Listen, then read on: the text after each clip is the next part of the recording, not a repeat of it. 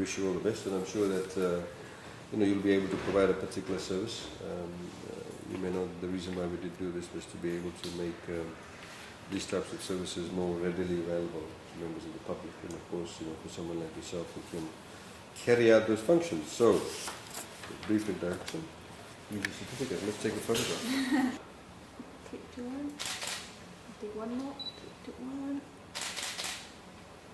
So you have a resort itself? Tabini, Yeah. just right down the south end. So Okay. it's great. We don't have any other offices apart from the district officer, and she's obviously quite busy doing lots of stuff. So Yeah. we do quite a few weddings at the resort. So it helps me and it helps the Yeah. local community as well. Yeah.